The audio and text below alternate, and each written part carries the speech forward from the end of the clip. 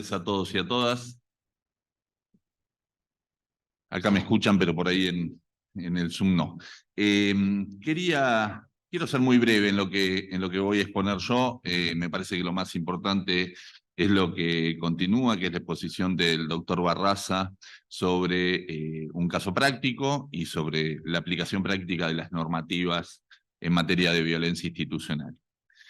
Yo voy a hacer mención de cuáles son los principios y lineamientos más importantes desde la Procuración General y desde la normativa provincial en la temática. En primer lugar, quiero, para todo aquel que esté interesado, dejamos un dossier a la gente de capacitación con toda la normativa. Hay ayudantes fiscales que veo que están directa o indirectamente vinculados a la temática y hay otros que no, así que el que tenga interés, la normativa va a estar colgada en la página de capacitación. La característica de esta normativa es, en primer lugar, que existe una ley de violencia institucional que establece como obligatoriedad para el Ministerio Público de la Provincia de Buenos Aires la temática. Es decir, ya excede una decisión de política criminal tener una temática de violencia institucional. No nos vamos a meter en temas si cargos, si vinieron o no. La realidad es que todos los departamentos judiciales, todas las fiscalías generales, de una u otra manera, tienen organizada su estructura de violencia institucional, sea con fiscales, con ayudantes fiscales, con instructores, secretarios o grupos de trabajo. Esto está claro. La característica, entonces, les decía, tenemos bastante normativa en materia de violencia institucional y la explicación fácil o sencilla es que el Código Procesal Penal no estaba pensando, el legislador que dicta el Código Procesal Penal no está pensando específicamente en delitos vinculados a la violencia institucional. Es más, hay muy poca normativa que pueda referir a algo público, etcétera, en el Código Procesal. El Código Procesal está apuntando a delitos generalmente cometidos por particulares, en la vía pública, en un domicilio, etcétera, etcétera. Por eso la importancia de la Ley de Violencia Institucional, que termina siendo complementaria al Código Procesal Penal, la guía de investigación en materia de violencia institucional de la Procuración y esta normativa a la que les estoy haciendo referencia. Todas las especialidades que van a ver hoy, o que ya vieron y van a ver, tienen características criminógenas particulares. En el caso de la violencia institucional, lo que caracteriza la complejidad de la investigación son el sujeto activo y el sujeto pasivo. El sujeto activo, primero, porque es funcionario público. Es un funcionario público que trabaja o se enmarca en un tipo de institución, desde el punto de vista de la sociología de las instituciones, se llaman instituciones cerradas o totales. Instituciones altamente burocratizadas, jerarquizadas, con una disciplina muy rígida.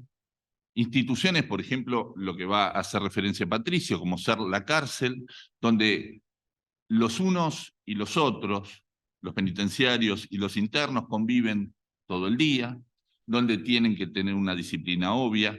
En estas instituciones no decidimos cuándo comemos, no decidimos cuándo hacemos deporte, no decidimos si estamos o no estamos. Por eso tienen estas características. Hay unas instituciones cerradas más rígidas y otras no tan rígidas, pero la lógica es esta. Y esta es la lógica que tiene que romper el fiscal, el ayudante fiscal, para poder llevar a buen puerto una investigación cuando el sujeto activo sospechado pertenece a una institución de estas características.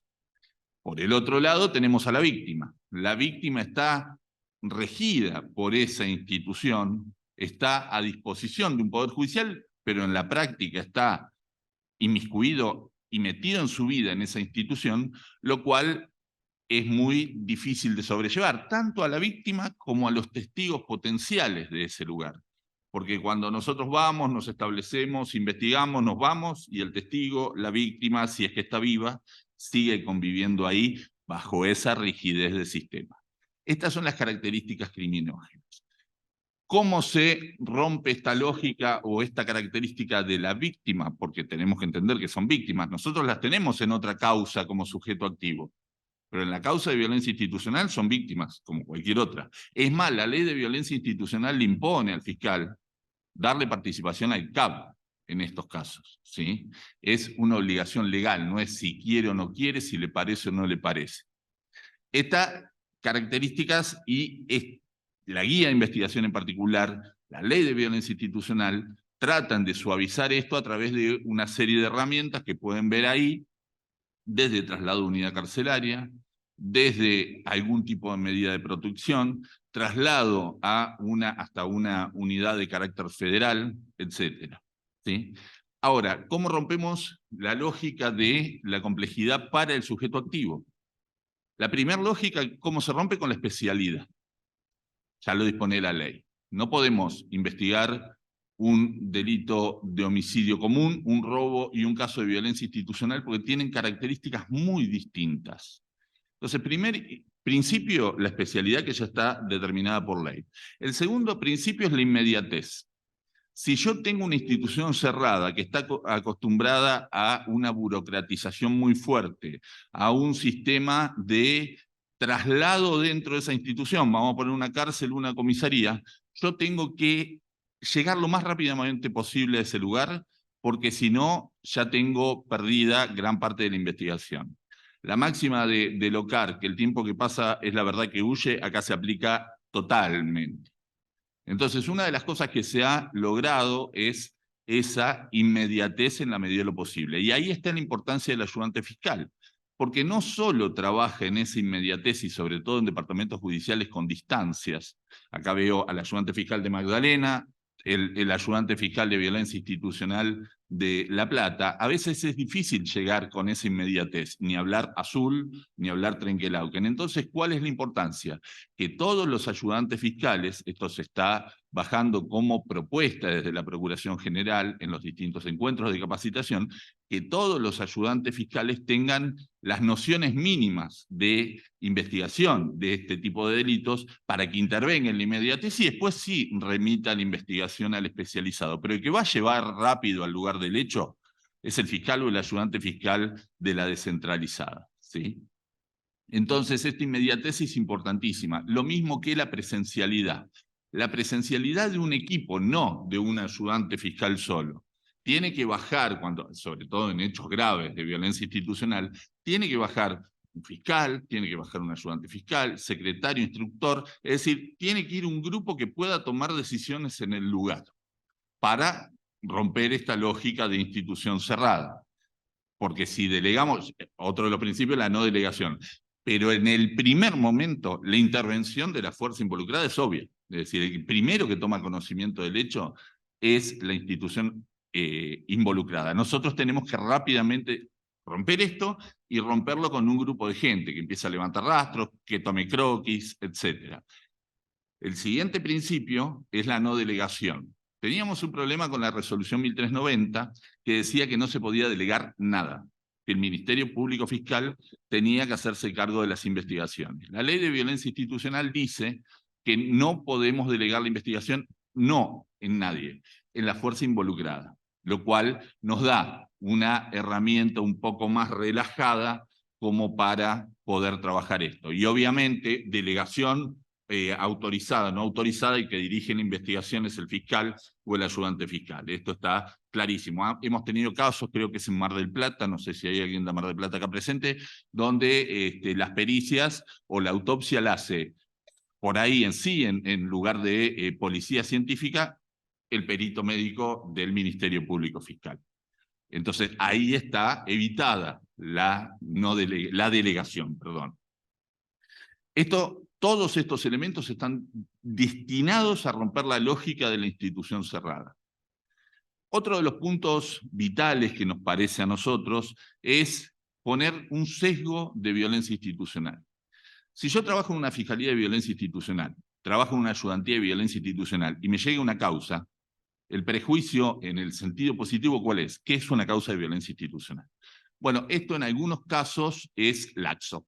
Entonces, ¿cómo se maneja? Porque obviamente la ley de violencia institucional, la ley de investigación, impone obligaciones inmediatas. A través de una calificación genérica, por ejemplo, se puede obviar un poquitito, por lo menos en lo inmediato, esto. Lo que se propone es que haya un sesgo de violencia institucional. En principio, la causa, si cae en una fiscalía de violencia institucional, es violencia institucional. Obviamente esto no es prejuicio, el sesgo quiere decir, donde empiezo a levantar elementos que me dicen que no es violencia institucional, no será violencia institucional. Sí, pero en principio tengo que pensarlo, porque si llego a pensar que es violencia institucional, por lo que les decía del OCAR, a los 15, 20 días ya está perdida la investigación por lo que vemos nosotros en el análisis de causa a causa. Entonces, lo que proponemos es ese sesgo, y ese sesgo, ¿cómo va? Ese sesgo se corre, les dije, cuando tengo una argumentación, no es una conclusión, esto no es violencia institucional. ¿Sí? Eso no es una argumentación, es una opinión, es un prejuicio. Yo tengo que recolectar elementos en la previa para decir por qué no es violencia institucional. Incluso puedo llevar en su caso un archivo o una desestimación, pero con elementos, no con afirmaciones dogmáticas que tengo que confiar en el que lo está diciendo y no tengo ningún elemento. A eso va también el sesgo de violencia institucional. Y desde el punto de vista práctico, ¿qué tengo que hacer si yo presumo que hay un hecho de violencia institucional? Si lo primero que hago en la medida es tomarle declaración al penitenciario involucrado o al policía involucrado, aunque sea aparentemente una legítima defensa, si lo primero que es abordar y pedirle la explicación a esa persona, ese sesgo de violencia institucional no lo estoy aplicando. Es al revés, yo tengo que recabar datos, tengo que, insisto, armar un croquis, levantar rastros, tengo que tomarle declaraciones en una institución carcelaria ¿a quién? A los testigos, a los compañeros de esa persona. Estoy hablando en las primeras horas, no estoy hablando que en las primeras horas. Y después, cuando tengo ese material recabado, ahí sí puedo empezar a consultar qué pasó a la fuerza, a la institución cerrada. Desde afuera, no desde que está imputado, desde afuera, desde el director, el jefe del penal, el otro, hacia adentro. Y después ver si llego a poder tomar una informativa o poder tomar una declaración del imputado. Obviamente una testimonial no, porque lo tengo imputado. Y en la vía pública a veces lo tengo imputado y lo tengo aprendido, por ejemplo, en un supuesto caso aparente de legítima defensa. Testimonial no le puedo tomar. En el caso, un caso que excede a la jurisdicción de la provincia de Buenos Aires, el de Lucas González, que lo conocemos todos, si los investigadores hubiesen creído la hipótesis que le presentaba la policía de Cava, ya el hecho estaba resuelto, pero no resuelto como estuvo resuelto. Y lo último que les quiero mencionar es que generalmente en hechos en comisaría o en hechos en unidades carcelarias, la lógica de la institución cerrada hace que tengamos que mirar y ampliar ese foco de líneas de investigación y de delitos. En una comisaría, pasó en Lucas González, en una unidad carcelaria, no es solo responsable de algún tipo de delito el autor material. Probablemente en delitos graves, donde hay cierto manoseo de la situación, va a haber también otros delitos, como pueden ser falsedades instrumentales, puede haber delitos omisivos. Recordemos que todo el que está en una comisaría, todo policía que está actuando en la vía pública, todo penitenciario tiene una posición que en teoría del delito es muy clara, posición de garante tiene. Ni siquiera estamos hablando de una sencilla omisión. Tiene posición de garante respecto al bien jurídico protegido. Entonces digo, y va a haber también delitos quizá culposos, pero todo aquel que haya entrado en una unidad, haya investigado en una unidad, sabe que un penitenciario, por poner un penitenciario, no entra a un calabozo solo, golpea con apremios o severidades o vejaciones o mata a un interno, se va y nadie se enteró de nada. Esto no ocurre en la realidad. ¿Por qué? Por la lógica de la institución cerrada. Y otro de los elementos que seguro Patricio les va a hablar, la lógica de la institución cerrada es registración. Entonces tengo documentación y libros para tirar para arriba, para investigar quién estaba, cuándo fue golpeado esa persona, cuándo fue a sanidad, etcétera, etcétera. Son un montón de herramientas que están volcadas en esta normativa que yo les digo, que me parece que no son lineamientos, porque el lineamiento de política criminal parece que desde la Procuración se da una orden. No, son herramientas a las cuales se puede recurrir para que las causas, las investigaciones tomen el cauce deseado y avancen. Y siempre recordar, no estamos en el nivel, al principio de la investigación, de más allá de toda duda razonable. Esto pasa para la sentencia. Yo puedo avanzar con millones de medidas procesales en los primeros momentos de la investigación, que pueden ir desde una causa probable hasta un nivel bajo de probabilidad para tomarlas. Porque a veces parece, da la sensación desde acá, que nos ponemos, como decía hoy, no la veo la compañera que hablaba de Morón, a veces parece ser que en estas especialidades algunos principios se invierten y no responden a los principios que ocurren en cualquier tipo de investigación. Así que muchas gracias por la atención. Bueno, buenas tardes. En principio, está claro que transmitiste los dos principios rectores, digamos, en el marco de este tipo de investigaciones, y que tiene que ver con la especialización y otro con el sesgo. Yo me voy a rebobinar un poquito, quizás, para después sí entrar de lleno a lo que planteamos con el doctor Pagani en cuanto al desarrollo de un caso práctico que sirva a los fines, bueno, nada, de enriquecer la experiencia de cada uno de los que estamos acá. La realidad es que numerosos son los fallos, y no tiene sentido que yo los mencione, de la Corte Interamericana, que mencionan y advierten las falencias en cuanto a la instrucción en este tipo de investigaciones. Y por supuesto que eso conlleva la responsabilidad internacional del Estado frente a los diversos organismos. A partir de ahí, y bueno, con un poco la idea que había, de alguna manera transmitiste vos, la Procuración, y en este caso el doctor Pagani, diseñó un protocolo de investigación que, a partir de la experiencia que quizás uno ha recogido a lo largo del tiempo en la temática, nos permite de alguna manera trazar un caso práctico a los fines claramente didácticos. Como bien mencionaba Maximiliano, la realidad que se trata de investigaciones que son sumamente complejas. Complejas en un sentido, y en otro, que también lo transmitiste, quizás no tanto. Aquellos que escribimos autos de mérito y estamos en la redacción de una materialidad ilícita, siempre tenemos presente la circunstancia de tiempo, modo y lugar. En este tipo de investigaciones no es complejo la determinación del tiempo y del lugar. Sí va a ser complejo el modo y la autoría. Por eso lo vamos a desarrollar a partir de este Power. Bueno, el caso puntual que me pidió Maximiliano que yo exprese tiene que ver con la representación de un caso que son los que habitualmente acontecen, es decir, se comunica al fiscal en turno un hecho, el fiscal habitualmente nos da la intervención a la ayudantía temática, y a partir de esa primera comunicación, perdón, ¿me podría parar porque no veo si no complico mucho?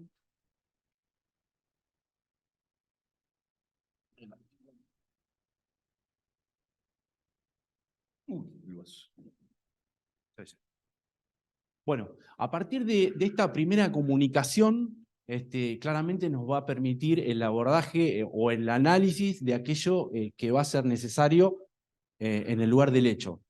La realidad es que al día de hoy, y hasta tanto se ponga en funcionamiento la policía judicial, no contamos desde la asesoría pericial con gente dedicada al abordaje de la escena del crimen, por lo cual necesariamente vamos a requerir de la policía científica. Esta situación obviamente está contemplada, y bien lo mencionó Maximiliano en la ley, en la nueva ley, digamos, la posibilidad de que podamos usar una fuerza ajena al hecho, a la fuerza investigada puntualmente. Bueno, una vez comunicado el hecho, nos va a permitir tomar una dimensión de lo que vamos a encontrarnos cuando arribemos a la unidad.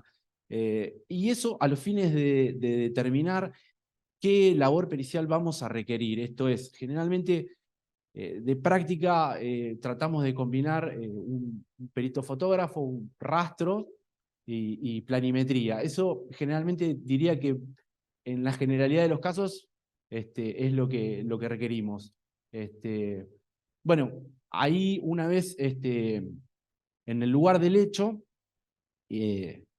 establecemos un orden. La idea es no entorpecer la labor de, pasamos al segundo, la labor de los peritos. Está claro que quienes manejan la escena son ellos, y ellos van a establecer el orden de ingreso a los fines de no alterar la escena. La realidad también es que desde nuestro ingreso a la unidad penitenciaria, vamos a ir dejando constancia de todas aquellas personas con las que nos entrevistamos.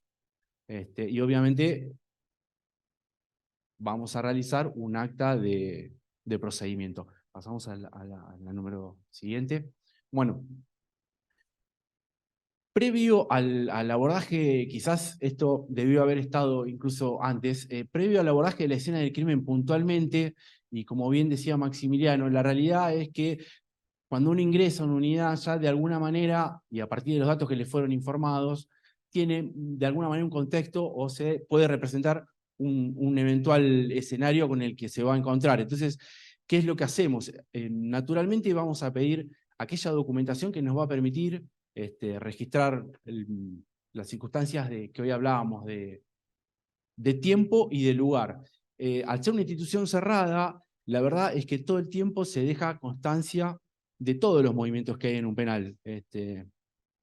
Supongo que todos alguna vez hemos ingresado y habremos advertido que cada vez que pasamos una puerta hay un guardia y un libro.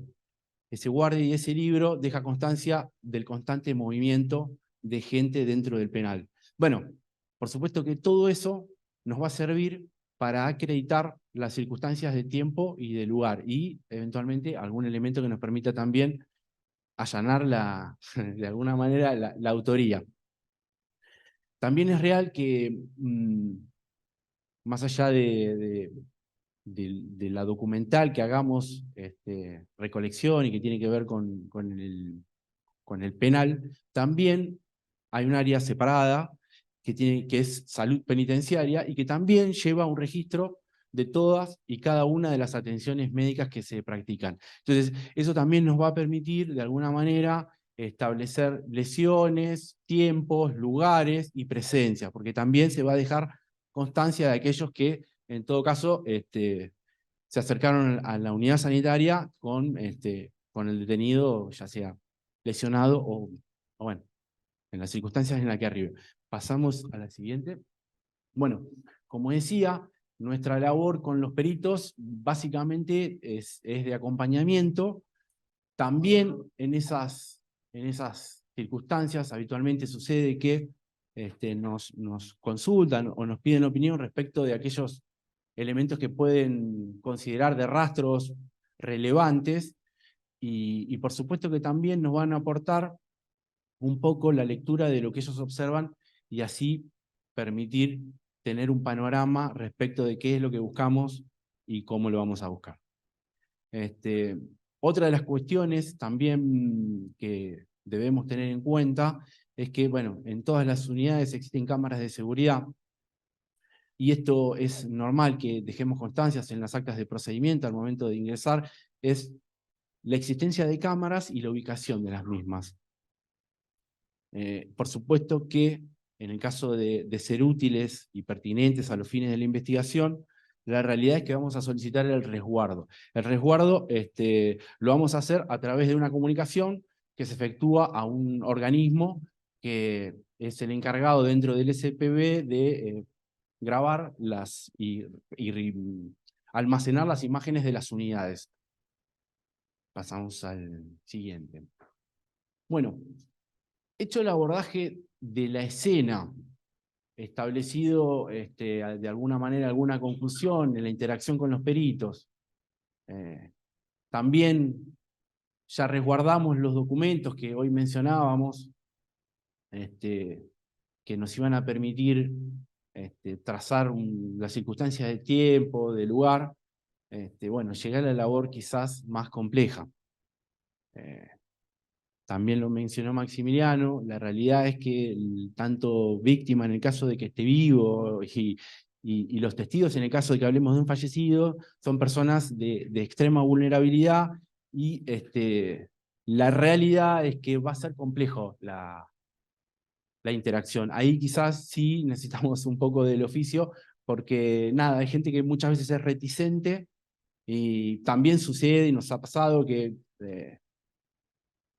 nos manifiestan eventuales testigos, pero bueno, la realidad es que el tamiz debemos ser nosotros quienes de alguna manera elijamos los testigos para evitar nada, esto, nos faciliten testigos que no aporten y que al contrario, a veces terminan complicando la investigación. También es real que a los fines de seleccionar a los testigos, hay cuestiones a tener en cuenta. Depende a veces de los pabellones en los que nos encontremos, ya sea de población, es decir, pabellones que son que no hay ningún tipo de orden o establecimiento, o pastor o referente evangélico de la iglesia,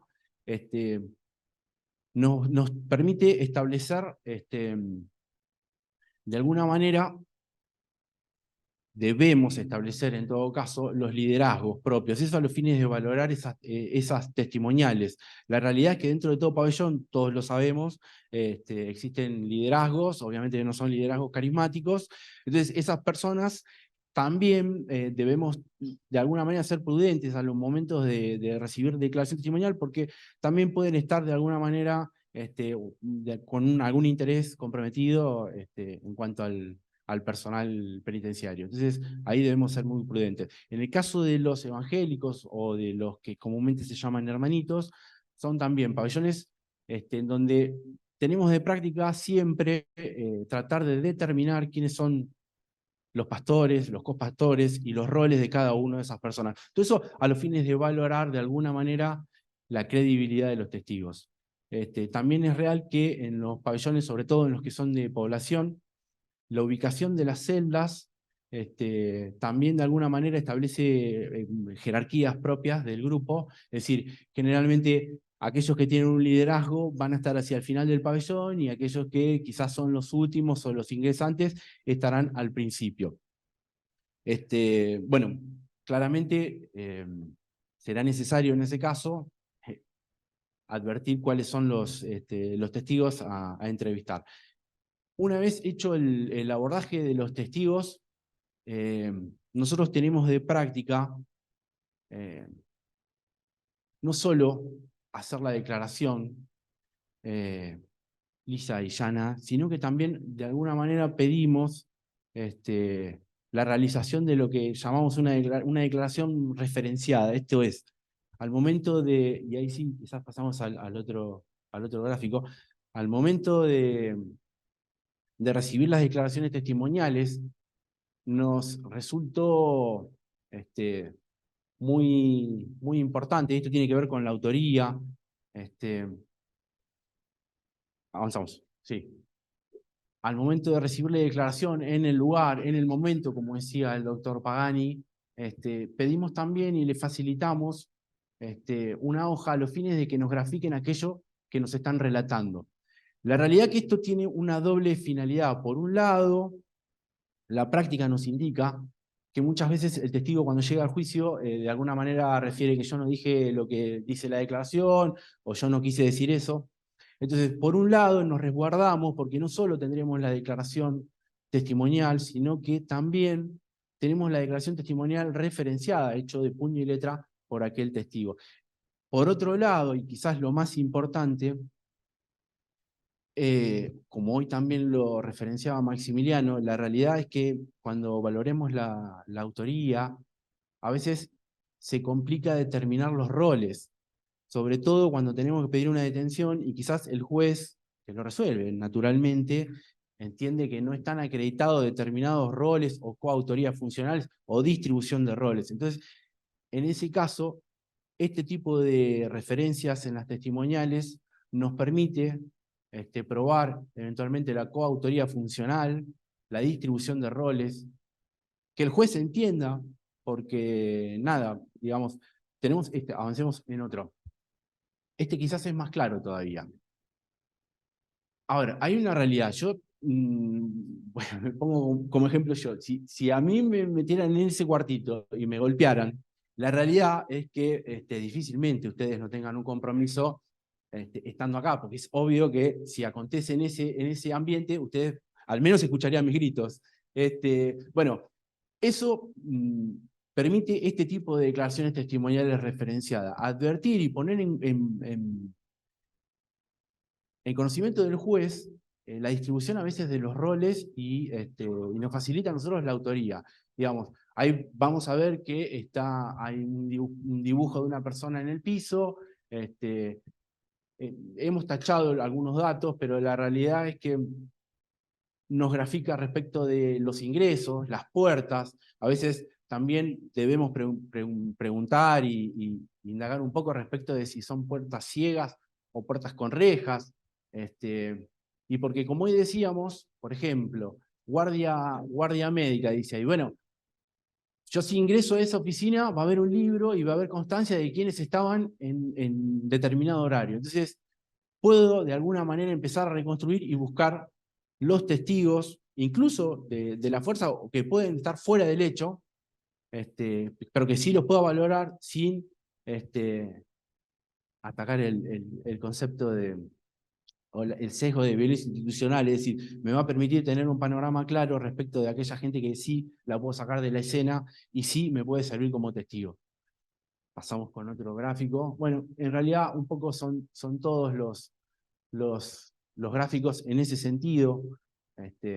Eso, como ve, está hecho a mano alzada y no lo hacemos nosotros, por supuesto lo hace aquella persona que declara.